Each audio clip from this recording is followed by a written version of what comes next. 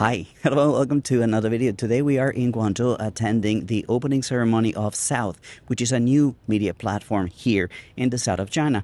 Not new, but rebranded. It used to be Guangdong today is South. So let's go talk to people about what is it like to work in media here in China and how does it compare to the West. Let's go.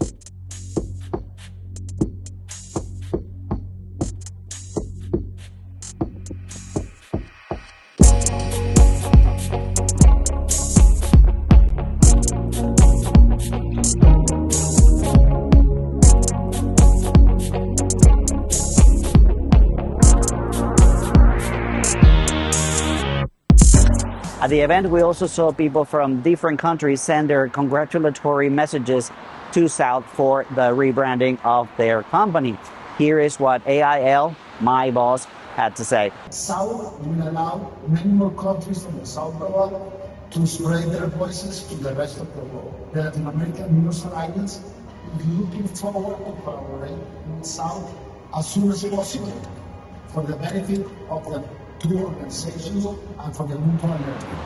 I also took the opportunity to talk to some of the foreigners that were invited at this event to ask them about what they thought about media in the West and media in China. Let's watch.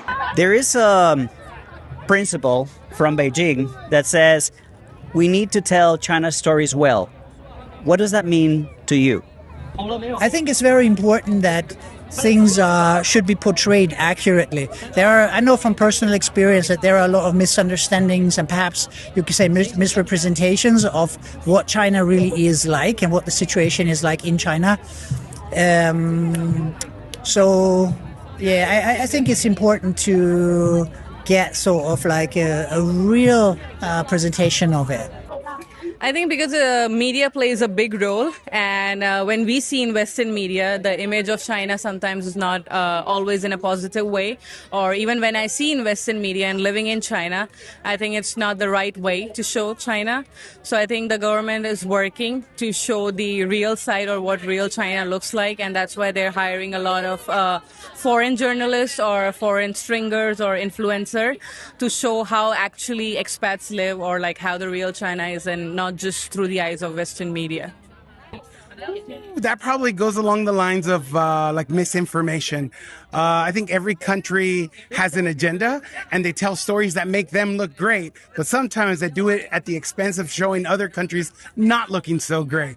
And I think for the world to know what China's about, we need to start telling these China stories. I've been living here 13 years. Man, have I got stories for you. How should one choose where to get news from? Who do you trust?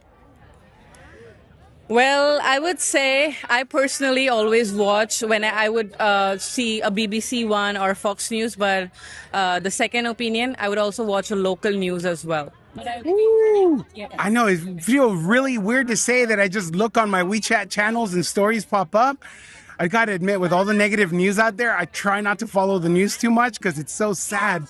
But what I do end up doing is usually talk to my friends and say, hey, where do you get your news from? And as long as they don't say something like Fox News, then I'm okay and I'll give it a try.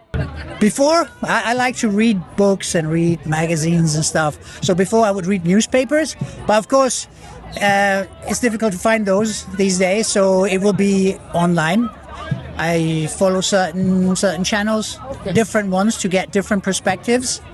I think that's very important to find out the real news. What do you think is the difference between Chinese media and Western media? Well, I think Western media has got more freedom of speech, and Chinese media, I would say, focuses more on the innovations coming future and on the brighter side. Well, I think they're pretty much the same. How to say? Media will always be, or reports will always be spun according to certain narratives. So I believe that there really is no difference. All right, guys, that's all the time we have today. Thank you so much for watching this video. You know what to do: like, comment, share, and subscribe. And if you are a subscriber, make sure that you still subscribe because I keep losing subscribers day in and day out. It's a joke at this stage. But anyway, that's it for today. See you again. Bye-bye.